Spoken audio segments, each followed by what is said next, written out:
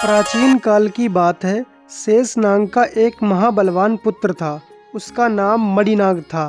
उसने भक्ति भाव से भगवान शंकर की उपासना करके गरुड़ से अभय होने का वरदान मांगा। भगवान शंकर ने कहा, ठीक है, गरुड़ से तुम निर्भीक हो जाओ।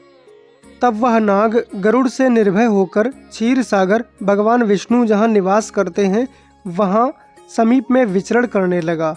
उसकी इस प्रकार की धृष्टता देखकर गरुड़ को बड़ा क्रोध आया और उसने मणिनाग को पकड़कर गरुड़ पाश में बांधकर अपने घर में बंद कर लिया।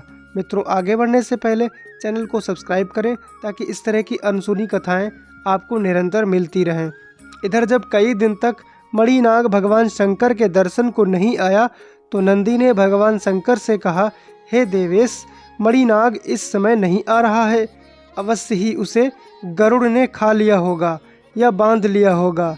यदि ऐसा ना होता तो वह क्यों न आता।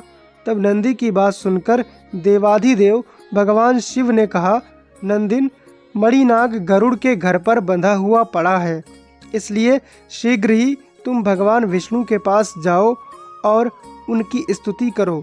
साथ ही मेरी ओर से कहकर गरुड़ द्वारा बांधे गए उस सर्प को ले आओ जिसका नाम मणिनाग है। अपने स्वामी भगवान शिव का वचन सुनकर नंदी ने लक्ष्मीपति भगवान विष्णु के पास जाकर उनकी स्तुति की और उनसे भगवान शंकर का संदेश कहा। भगवान शंकर का संदेश और नंदी की स्तुति सुनकर नारायण विष्णु बड़े प्रसन्न हुए। उन्होंने गरुड़ से कहा, हे वैनतेय, देखिए गरुड़ को वैनतेय इसलिए कहा जाता है क्योंकि वे विनता के पुत्र हैं। हे वैनतेय, तुम मेरे कहने से मणिनाग को बंधन मुक्त कर नंदी को सौंप दो। ये सुनकर गरुड़ क्रोधित हो गया। अहंकार में आकर बोले कि स्वामी जन अपने भृत्यों को पुरस्कार देते हैं और एक आप हैं जो मेरे द्वारा प्राप्त वस्तु को भी हर लेना चाहते हैं। हे नारायण, मेरे बल से ही आप दैत्यों पर विजय प्राप्त करते हैं और स्वयं मैं महाबलवान हूँ, ऐसी डींग हाँकते हैं। गरुड़ की अहंकार पूर्ण बातें सुनकर भगवान विष्णु ने हंसते हुए कहा, पक्षीराज, तुम सचमुच मुझे पीठ पर धोते धोते दुर्बल हो गए हो। हे खगश्रेष्ठ, तुम्हारे बल से ही मैं सब असुरों को जीतता हूँ और आगे भी जीतूंगा। अच्छा, तुम मेरी इस कनिष्ठिका उंगली का भार वहन करो। कनिष्ठिका माने सबसे छोटी उंगली। यह कहकर भगवान विष्णु ने अपनी सबसे छोटी उंगली गरुड़ के सिर पर रख दी।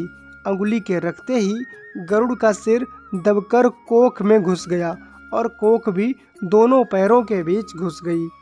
उसके समस्त अंग चूर चूर हो गए। अहंकार तो चूर होना ही है। तब वह अत्यंत लज्जित दीन व्यथा से कराहता हुआ हाथ जोड़कर विनीत भाव से बोला, हे जगन्नाथ, मुझ अपराधी भृत्य माने सेवक की रक्षा करो प्रभु। संपूर्ण लोकों को धारण करने वाले तो आप ही हैं। मुझे अहंकार हो गया था और अहंकार से मैं ये भूल गया था कि आप ही मेरा भार लेकर मुझ सहित आकाश में उड़ते हैं। हे पुत्रवत्सल, हे जगन्माता, मुझ दीन दुखी बालक की रक्षा करो, कहकर भगवान की प्रार्थना की। ये देखकर करुणामयी भगवती लक्ष्मी ने भगवान जनार्दन से प्रार्थना की कि हे प्रभु, गरुड़ आपका सेवक है, उसका अपराध आप क्षमा कर और उसकी रक्षा करें। भगवान ने भी गरुड़ को विनीत और अहंकार रहित देखकर कहा कि गरुड़, अब तुम भगवान शंकर के पास जाओ। तुमने अपराध तो उन्हीं का किया है क्योंकि उनके सेवक को तुमने बंदी बनाया है। भगवान शंकर की कृपा दृष्टि से ही तुम स्वस्थ हो सकोगे। गरुड़ ने प्रभु की आज्ञा स्वीकार कर नंदी और मणिनाग के साथ गर्व रहित हो मंद गति से भगवान शंकर के दर्शन के लिए प्रस्थान किया। उनका गर्व चूर हो चुका था। भगवान शंकर का दर्शन कर और उनके कहने से गौतमी गंगा में स्नान कर वह पुनः वज्र सदृश देह वाले और वेगवान हो गए। तो मित्रों, कमेंट बॉक्स में जय श्रीमन नारायण, हर हर महादेव, जय गरुड़देव लिखना ना भूलें।